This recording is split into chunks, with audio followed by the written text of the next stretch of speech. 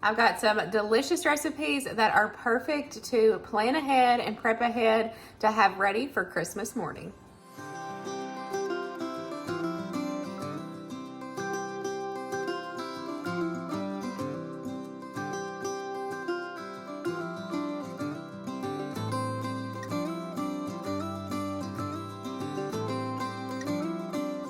Hey guys, welcome back to my channel, or welcome if you are new. Today's video is extra special. It is a part of a collaboration hosted by Sammy and Valerie. I will make sure to have both of their channels linked down below. They have come together and they have hosted a Christmas recipe collaboration. I will also have the playlist linked down below as well, so make sure y'all check out both of their channels and the playlist. If you check out the playlist, you're gonna get loads of Christmas recipe inspiration. Today I'm going to be sharing 2 recipes with you guys. They are super simple, perfect to make ahead of time and have ready for Christmas morning or Christmas brunch. That way you're not spending a lot of time in the kitchen on that day. I hope y'all enjoyed today's video, and let's go ahead and jump right on into it. I'm going to go ahead and get started on my quiche. Now the recipe that I'm going to be loosely following, I'll have linked down below. But y'all know me, and quiches, I add a bunch of other stuff that is not in the recipe that I normally find, and I make it my own. But I will have a reference and recipe inspiration, I'll say, for you guys down below. Now, I do have my bacon cooking in the oven. I'm going to go ahead and get started on cooking some veggies, giving some extra flavor to these veggies. I'm going to add in some dehydrated onions, some dehydrated mushrooms, and then I'm just going to let those cook a little bit.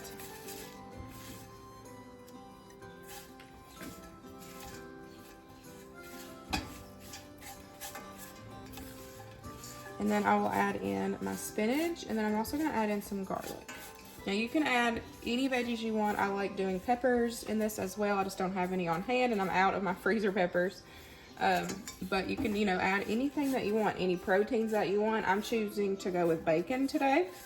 But quiches are so easy, great to prep ahead of time. You can even prep them ahead and have it in the freezer and pull it out and thaw it. Or you can, just have it ready to go in your fridge. You can serve quiches warm, or you can serve them cold. I like them both ways.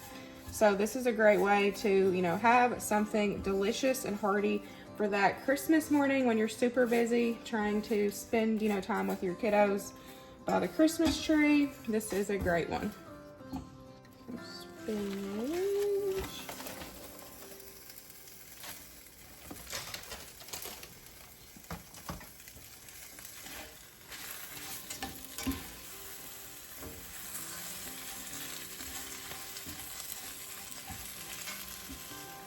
I added about a tablespoon of water. You can use broth if you want, just to cook that spinach down and reconstitute those veggies.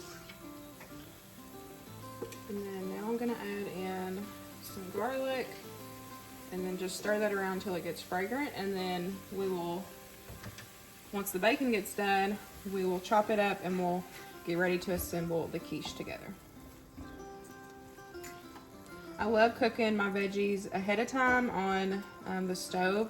I feel like it gives them really good flavor. You can add in that garlic. I don't know, it's just taking this little time to do this extra step, I think makes the quiche so much more flavorful. And then I'm also just going to season it with some salt and pepper.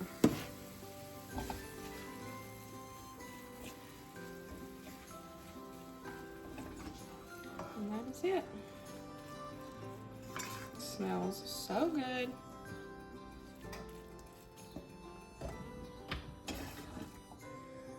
Now I'm going to go ahead and add my eggs and my heavy cream into here.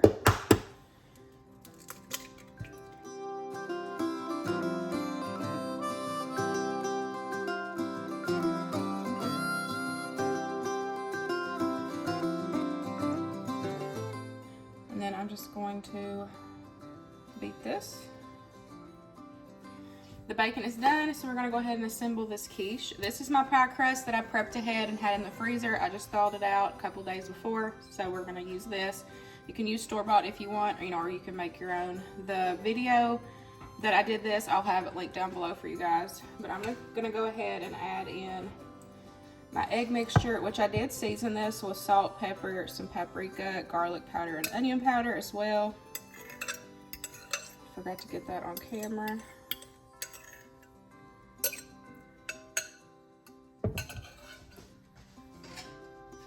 And then I'm gonna add our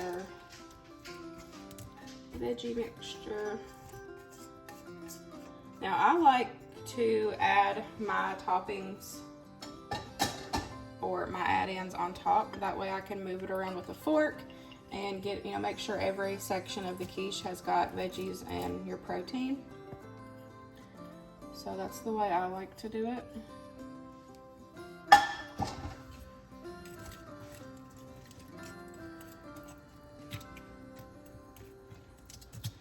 And that was just about a half of a pack of bacon that I cooked up. Now I'm gonna add my cheese and just kind of move it around. And then I'm gonna get this in a preheated oven. It's at 375 for about 30 to 40 minutes. I love that quiches are so easy and very versatile. You can change out the ingredients and add whatever your family would like. I love making quiches for a quick and easy breakfast or brunch. It's so great to prep ahead and just have it ready to go. Well, you're gonna go ahead and get started on our hot chocolate focaccia. This is gonna be so much fun. I've been wanting to do a sweet version. Homemade focaccia is honestly my favorite bread to make and eat. It is just so delicious. So when I seen a sweet version, I knew I had to, and this is gonna be perfect for Christmas morning. So I'm just finishing up by adding my water in here. And then I'm just gonna add in my sugar and my yeast, and we're gonna let that bloom for a little bit.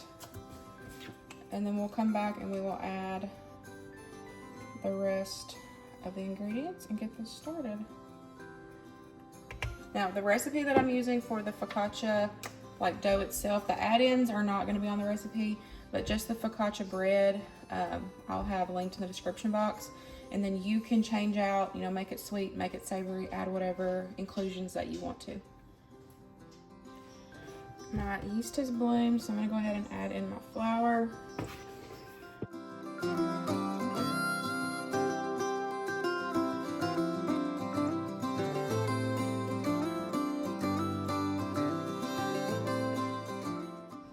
And my salt. And I'm just gonna mix this together. And then I'll also have my other recipe or the video that I shared more in detail, like with the stretch and folds and all that. I'll make sure to have that video linked down below. But so once I get it mixed, I'm gonna cover it, let it sit for 30 minutes, come back, wet my hands a little bit. I will pull the dough up, stretch it, turn it, pull it, stretch it. So we'll do stretch and folds every 30 minutes for 2 hours. But the one thing that I'm going to be doing different with this one is after 2 stretch and folds, I'm going to start adding in the hot cocoa. I'm using homemade. You can use store-bought, whatever you want, but I like to make our own hot cocoa mix, so I'm going to just start adding that in after 2 stretch and folds.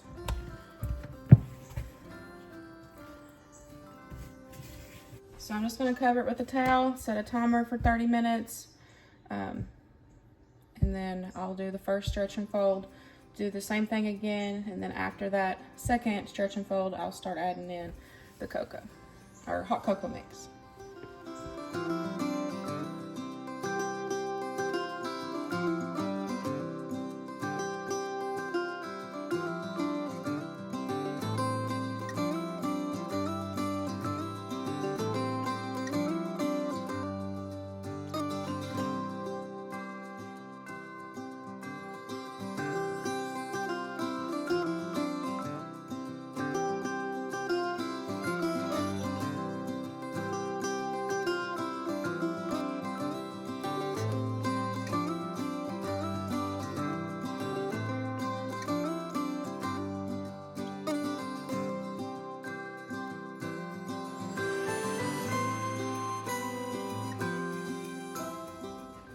I have already done 2 stretch and folds, so now I'm going to start adding in the hot cocoa mix with the 2 final sections of stretch and folds. So that was 1/8 of a cup of the hot cocoa mix. Either get your hands wet with water or some oil. And then I'm going to take and get this section, raise it up, and fold it over the top of that cocoa mix. And then I'm just going to continue doing that each time. I'm going to add it to that one side and then do the same thing.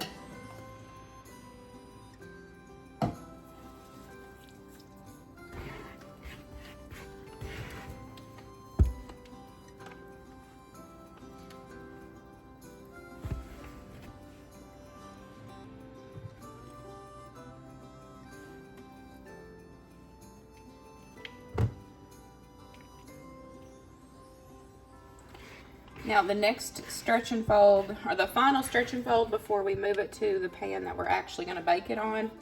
When I do the stretch and folds, I'll just look and see if I think it needs any more hot cocoa, because actually this seems like a lot. So it may be enough just getting by with this one round, but we will see. The recipe inspiration for the hot cocoa version of the focaccia, I'll have a link down below for you guys, but I'm using my recipe and I'm just turning it into hot cocoa focaccia. Okay, it's getting away from me. But I have done multiple stretch and folds. It's kind of getting to where, okay. And I'm just gonna cover it for 30 more minutes. And then we'll come back and do the final stretch and fold and move it to the pan that we're baking it on. Okay, let's give it a look. I've not looked under, I've not peeked while it's been rising. Look how bubbly and airy it is. Okay, I got my pan ready here. I've just put a little bit of oil in there. As you can see, it's still, it's kind of moving around. So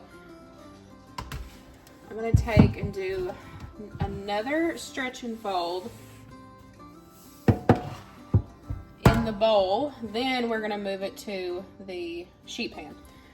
As I'm doing the stretch and fold, I'm going to see if it needs any more hot cocoa mix, but I'm just going to, do it by look. It's super airy, which is so perfect for focaccia. You want those nice airy holes in there.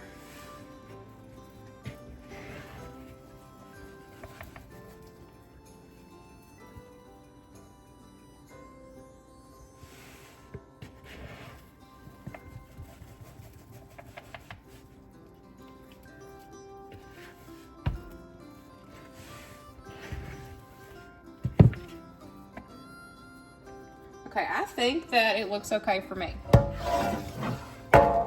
Seems like it has quite a bit of hot cocoa in there. So we're just gonna go ahead and roll with it. So I have done the stretch and fold, and now I'm just putting it on my baking pan here. And then I am going to cover it with a towel. We're gonna let it sit for the final 30 minutes, and then when we come back, we'll dimple it, add some oil, add some chocolate chips. We might sprinkle a little bit of cocoa on top as we're dimpling down in to get some more of them holes. But I think there's enough of marbling, so I'm not gonna worry about adding any more hot cocoa right now. Okay, so I'm gonna cover it and I'll see y'all in 30 more minutes. Okay, it is time. Look how bubbly. Woo. This is one of my favorites. So I've got some of these dark chocolate chips, actually chunks. So I'm going to use those. One of the things that I did see about making the hot cocoa version is not to use mini chocolate chips because they will just burn, through the baking process. before the bread gets done. So I'm going to use chunks, so hopefully that will work out good for me. So I'm just going to drizzle it with a little bit more oil on top, and then we will dimple it.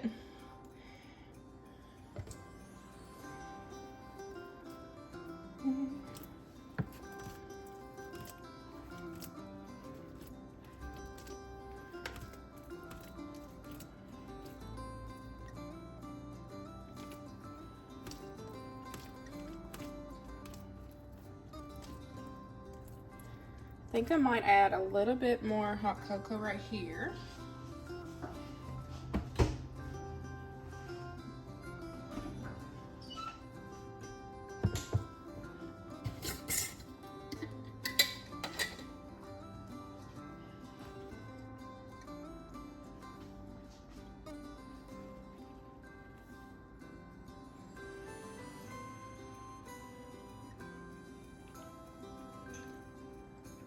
Might as well just do it over the whole thing. So I'm just gonna add a little bit. That was a tablespoon. A heap of tablespoon worth. And then a little bit more. I'm gonna go ahead and put some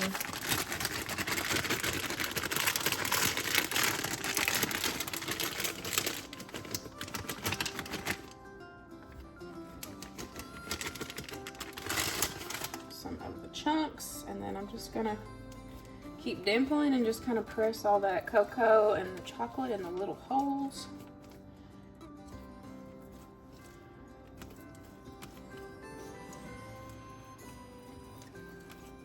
This smells so good. Okay, look at all them bubbles. This is such a good batch. Okay, I've got my oven preheated, 425, and get this in. Trying to just make sure there's no like dry hot chocolate mix. I'm trying to make sure it gets all in the oil.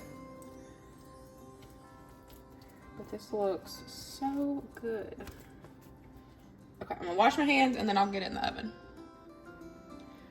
It just come out of the oven. I transferred it to this wire rack on a cutting board.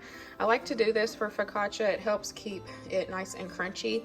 In my opinion, if you let it sit on that pan and continue cooking, it'll just, as it cools, it'll soak in that oil.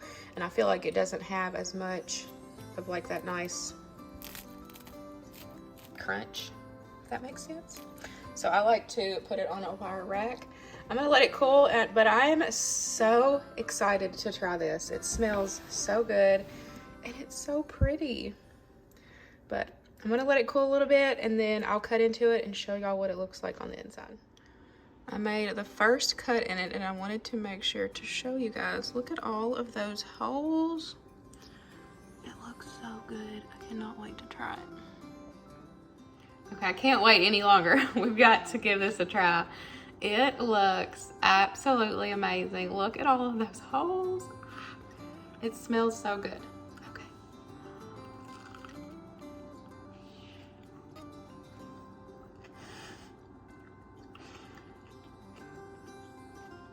Now, if you don't like dark chocolate because of the bitterness, I would do like semi-sweet chocolate chips or even milk chocolate chips. We like dark chocolate, so that's why I went with the dark chocolate. So it does have a little bit of that bitterness to it. But it is so... This would be good with some tea in the morning.